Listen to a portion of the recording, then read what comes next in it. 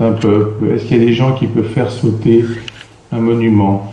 Est-ce qu'ils peuvent faire sauter des temples? Et en fait, là, vous êtes un peu coincé parce que si vous ne l'avez pas cru pendant 99 ans, bien d'un seul coup, il y a la réalité qui devance les croyances et on finit par se rendre compte que quand on dit par exemple le Palmyre, maintenant, ce n'est pas quelque chose d'abstrait, quelque chose de concret. Et on a un autre problème qui se situe par rapport à l'Europe. Alors peut-être que ce que je vais dire au début, ça va un peu prendre le contre-pied de ce que vous pensez, mais vous allez voir, on va s'y retrouver. Parce qu'on est quand même tous dans le cadre des droits de l'homme. C'est qu'en ce moment, on n'a pas besoin d'expliquer aux Français ce que c'est des réfugiés. Avant, il fallait les expliquer, parce qu'il fallait définir ce que c'était les rapatriés, les réfugiés, etc. Donc maintenant, apparemment, tout le monde est spécialiste. Vous savez qu'en fait, on est toujours spécialiste dès qu'on voit la télé. Donc dès qu'on voit la télé, on sait maintenant ce que c'est des réfugiés. Et le problème, c'est qu'à peu près tout le monde se met d'accord pour savoir comment on va aider les réfugiés. D'accord, hein? Et en gros, on se met d'accord pour les aider chez nous. Et en fait, on a des problèmes de bonne conscience, c'est à quel point on les a aidés chez nous. Et je remarque, donc là je parle en termes de stratégiste, que personne ne se pose la question comment les aider chez eux. Parce qu'en fait, s'ils étaient bien chez eux, ils ne viendraient pas chez nous.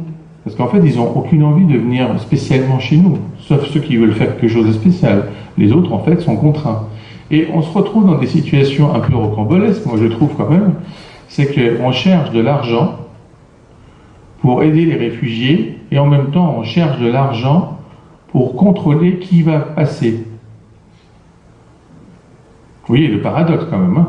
Donc en fait, on voudrait les faire venir, mais pas tous quand même, parce qu'il ne faut pas qu'il y en ait trop. Et après, on voudrait quand même pouvoir les sélectionner. Si on pouvait les sélectionner, ce serait quand même mieux. Alors si après sélection, s'ils pouvaient être bien en plus, ce serait bien. Et puis pas de peau, en fait, il y en a trop. Et puis en fait, ils ne sont pas trop bien, ils sont trop de tout. Et bien c'est toujours le même problème pour un génocide. C'est que quand on vous dit par exemple 1,5 million de victimes, donc maintenant on ne peut plus rien dire sur eux parce qu'ils ont été canonisés, mais vous pensez bien qu'ils étaient tous bien. C'est normal, vous voyez, vous prenez n'importe quelle population dans le monde, vous prenez 1,5 million de personnes et ils sont tous bien, forcément.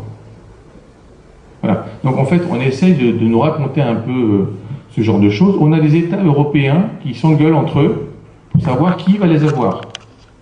Alors certains c'est pour les avoir, les autres c'est pour ne pas les avoir. Et les autres c'est pour les aider à les avoir ailleurs. Oui. Alors ce que je suis en train de vous raconter, c'est quoi? Eh bien c'est qu'on n'est pas en 2015 sur la date anniversaire du génocide des Arméniens, et donc c'est le centenaire. Non. En fait, le centenaire est d'actualité, mais pas parce que c'est un centenaire, c'est parce qu'on refait la même chose. Le problème en fait des Arméniens cette année, au départ, c'était de dire comment convaincre les gens que c'est intéressant de parler de quelque chose qui a eu lieu il y a 100 ans. Ça, c'était en début d'année. Et puis, au fur et à mesure des mois, bien, les gens s'occupent d'un autre processus. Alors, on essaie encore de balbutier le mot, est-ce que c'est un génocide ? Est-ce que c'est pas un génocide? On va peut-être attendre une dizaine d'années pour définir que c'est des génocides, parce qu'on a toujours ce problème de retard. Et le problème est le suivant. À l'époque du génocide des Arméniens, il y a beaucoup d'Arméniens qui disent, je pense surtout aux anciens combattants, parce qu'ils sont plus anciens, donc ils pensent plus facilement à ça, quand même on ne nous a pas aidés. Et en fait, vous critiquez les autres, qui ne vous ont pas aidé, mais de nouveau pour partir. Pas pour rester. Vous voyez? Vous n'osez pas faire ce pas. De dire, ils ne nous ont pas aidés pour rester sur place. En fait, vous dites, ils ne nous ont pas aidés pour nous enfuir. Pas assez. Bon. Bien, ce que j'essaie de dire par ce biais-là, de façon un peu subversive, parce qu'il faut quand même vous faire réfléchir, même en 2015, c'est de vous dire que si on a la définition de peuple autochtone, ce n'est pas pour le trimballer ailleurs.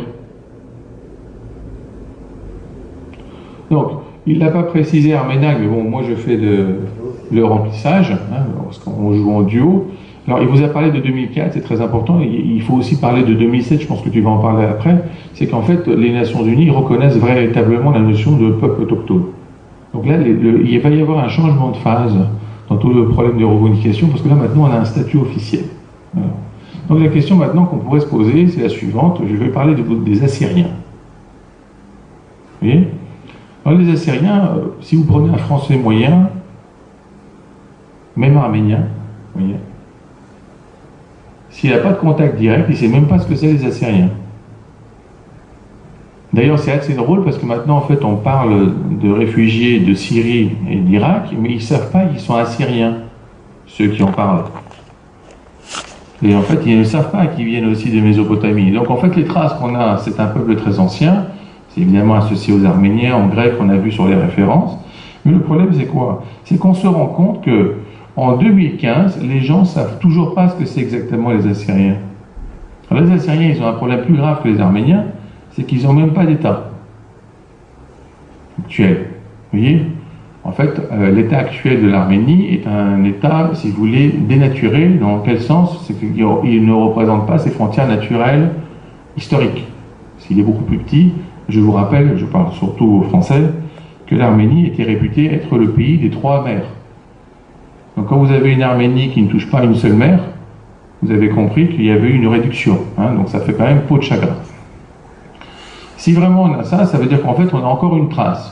À un moment, tu l'as très bien dit, mais l'Arménie n'existait pas. Alors, c'est toujours le problème de l'Arménie. L'Arménie, de temps en temps, elle est dans l'Empire ottoman. Après, elle s'est tapée l'Empire soviétique, pour ainsi dire. Et puis, à chaque fois, on est obligé de redéfinir ce qui c'est les Arméniens, à quel endroit ils se placent, etc. Donc, très bonne référence sur le traité de Sèvres. On sait clairement où ça se situe.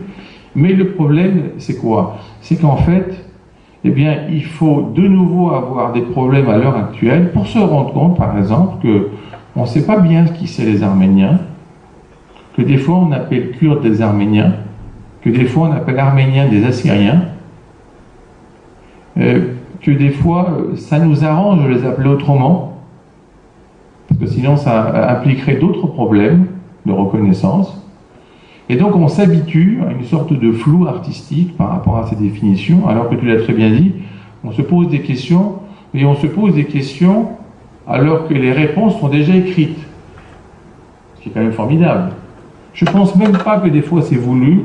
Il y a un tel degré d'ignorance dans le domaine des traités, c'est qu'on ne lit pas les traités et on parle sans arrêt des maltraités. Alors qu'il suffirait en fait de lire les traités pour qu'il n'y ait plus de maltraités.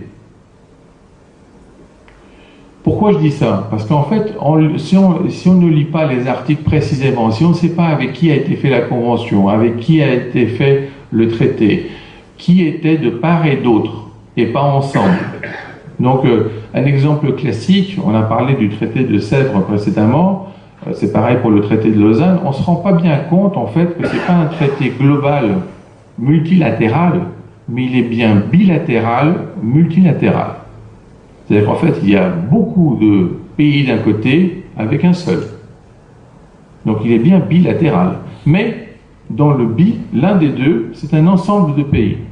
Et en fait, cet ensemble de pays, il est cohérent, c'est-à-dire qu'il a une tendance à aller dans le même sens. Et en fait, il peut même décider, par exemple, que l'Arménie occidentale a un sens avant même qu'il y ait un traité avec l'autre aspect de la bilatéralité. Donc, quelle est la problématique que je vais mettre en place? D'abord, en fait, les gens parlent de génocide sans savoir vraiment ce que c'est un génocide. Même les Arméniens. Parce que, en fait, pour vous rendre compte, c'est qu'il a fallu définir le mot génocide. Il n'existe en français qu'à partir de 1948. Enfin, il n'existait même pas le mot. Bon. Je ne parle même pas du concept. Donc il a fallu attendre Raphaël Lemkin pour définir ce que c'est un génocide.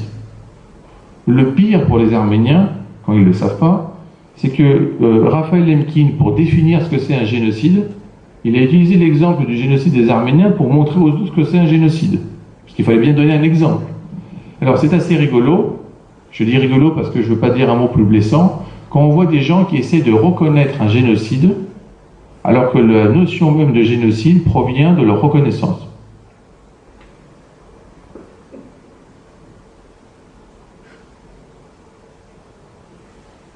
Non?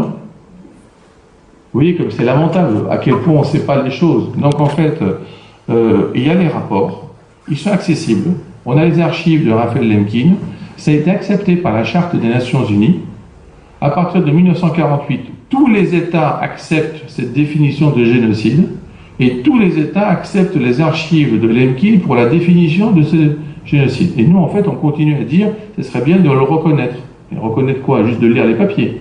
Donc dans ce cadre-là, il a donné des exemples avec le génocide des Arméniens, le génocide des Grecs, le génocide des Assyriens, pour justement donner des exemples concrets à une époque où on ne savait pas bien ce qui se passait. Et d'ailleurs, c'est assez intéressant parce qu'il y a des gens qui continuent à penser, encore maintenant, que la notion de génocide est née à partir du génocide des Juifs. C'est faux. Ça a été appliqué au génocide des Juifs parce qu'en fait, Raphaël Lemkin travaillait déjà sur ce sujet avant et il se retrouve à peu près dans les conditions où vous êtes maintenant, vous. C'est-à-dire qu'en fait, maintenant, les problèmes qu'on voit avec les explosions de temples, on finit par se dire, on devrait peut-être faire quelque chose, Arménag. Et au moment où on dit de faire quelque chose, on veut avoir un statut, et pour avoir un statut, on se rappelle d'un autre génocide plus ancien, et dire, ce qui est en train de se passer, ça ressemble au précédent. Donc, par exemple, on pourrait se dire, ça ressemble au génocide du Rwanda, comme il a été reconnu, et que le 7 avril, c'est une reconnaissance mondiale du génocide du Rwanda, on pourrait dire ça ressemble. Je vous signale que pour le génocide du Rwanda, on a mis 10 ans avant de décider que c'est un génocide.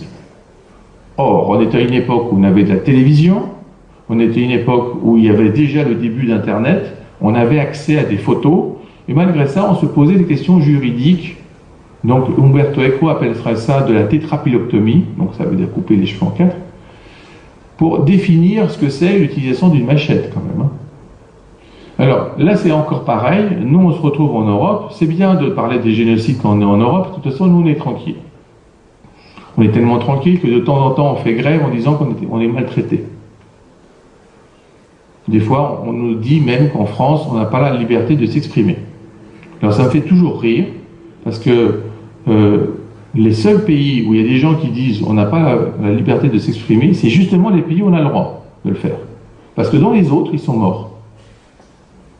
Vous voyez? C'est aussi simple que ça. Dans les autres pays, ils n'ont même pas le droit d'accéder au fait de dire je suis censuré. Ils sont déjà morts avant. Parce que dans les autres pays, vous savez, quand on élit des gens, on les élit à 97%.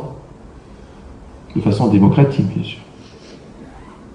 Comme on a des représentants, j'imagine que, vous voyez, si vous dites un jour à votre femme j'ai été élu à 97%, elle vous dira c'était pipé. Bon. Eh bien ça, c'est des États entiers qui sont comme ça, qui définissent en fait une notion de démocratie. Donc le problème qu'on a à l'heure actuelle, c'est qu'on ne sait pas bien comment se positionner. Et moi, je trouve quand même qu'on est relativement lent, parce qu'on met quand même 100 ans pour savoir comment se positionner par rapport à des régimes qui effacent des populations. Parce que tu as très bien parlé du système génocidaire, donc le génocide, en fait, c'est la destruction systématique.